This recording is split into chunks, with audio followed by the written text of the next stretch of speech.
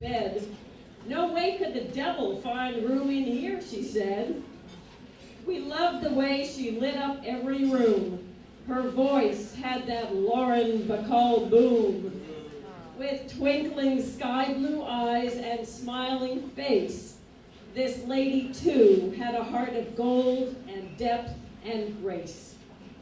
Sandy, we miss you.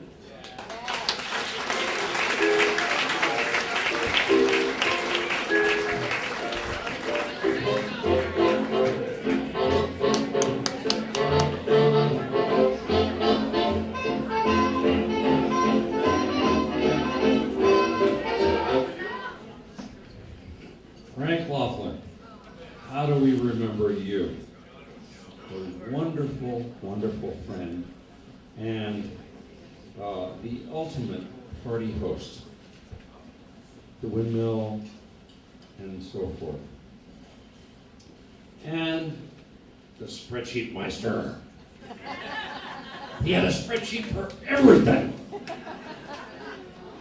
The 50 stores he built for IBM. The people he hired. One became CEO of 3Com. The 2 degrees he got for Columbia late in life. An MBA. Then a BA. Think of that. This man had a spreadsheet for everything. The number of steps he ran. Christmas guests. Christmas tree ornaments. Coat trays, typewriters, mutual funds. The windmill, the Calcutta odds. Perhaps even a spreadsheet of as many lady friends.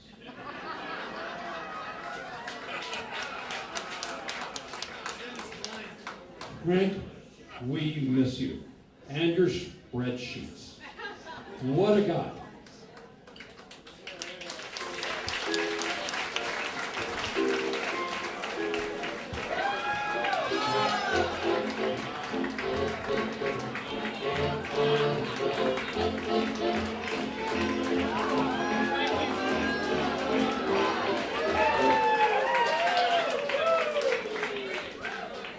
Ain't he gorgeous?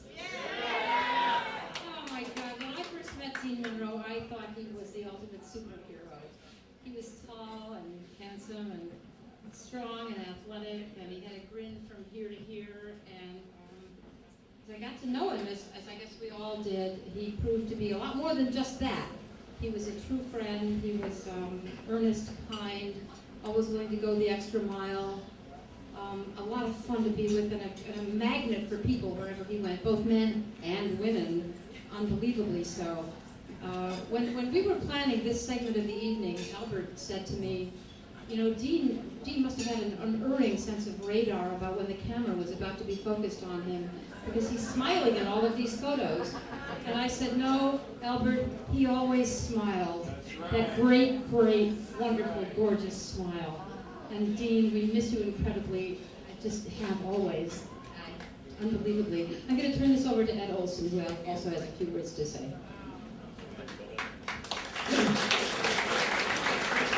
You know, that's our great jet-jawed friend up there.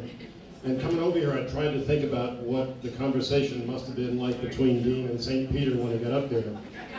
And all I can think of was the greeting that he would give everybody that he met, and particularly for the first time, "Hiya, fella," and a big slap on the back. And he must have said to St. Peter, "Well, look, there's a couple of things I got to know around here. I got to know where the volleyball court is. But more importantly, I need to know who's doing the shopping this weekend."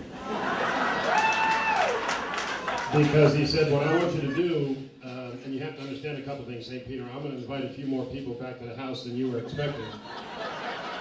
And I need to know that he's going to order all the groceries we need, and then I want him to double it, because I'm going to bring some people back. And what a wonderful man, our great friend Dean.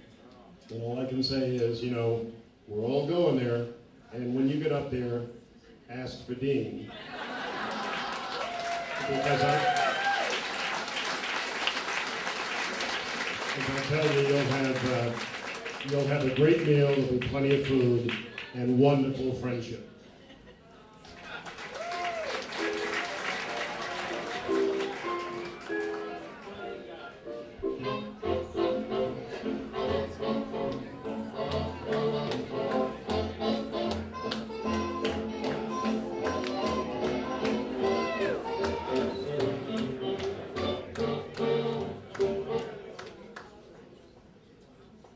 My sister Gay died in 2000 of breast cancer.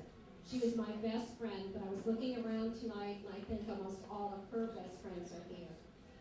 Obviously John, Sarah, her ladies' Christmas, the exact change, and all the Blue Hill Troopers and so many more. It's a great tribute why we put this together because it's brought a lot of bonding and a lot of lasting friendships that go on forever. When Albert was putting these pictures together, the very first one he said, Gay was the first lady of the Hamptons. Well, I was discussing that with Sarah, and she thinks Dean Monroe was the king, so she thinks I should make Gay the queen. So that's what we're going to do. My sister also got married in the Hamptons at my house in 1988 to John, and it was a singing in the rain wedding. And trust me, it was raining, and they did sing. Bob's Quartet, Exact Change, the Blue Hill Troopers, everybody just got out and had a great time. In 2001, I joined the Susan G. Komen Board. I'm the executive and the treasurer to try to make a difference in this. But more importantly, I started an award for my sister. And it describes her qualities, how I do this award. I honor a healthcare professional who is caring and compassionate, one that heals not with her hands, but with her hearts. Gay's heart was enormous, and her love was unconditional to all of them. Thank you.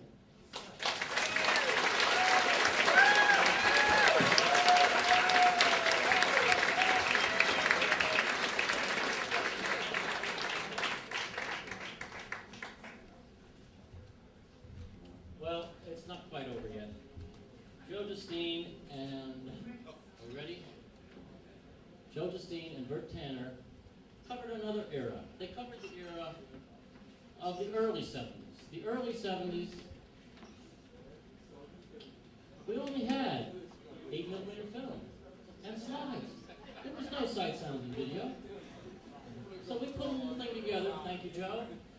This is just a short snippet of what we have available for you all in the CD. We have the 55 minutes of Bert Tanner's film on CD, and we have this short video from Joe Justine.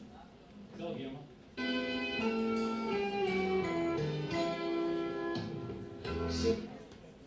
One second. See the curtains hanging in the window in the evening on the Friday. One second.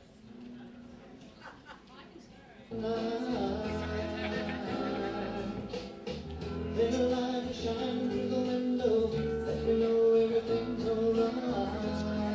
Start it again. There's no I don't picture. know why it's doing that.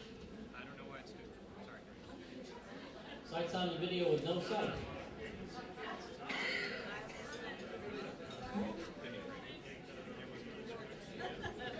It was not on the screen. I'm sorry? Oh.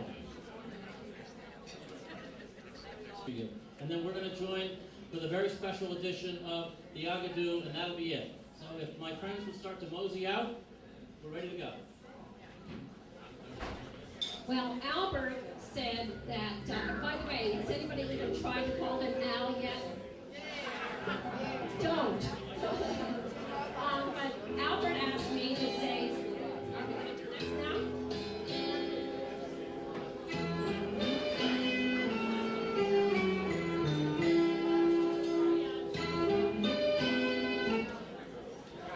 Okay, let's cut it for a while here.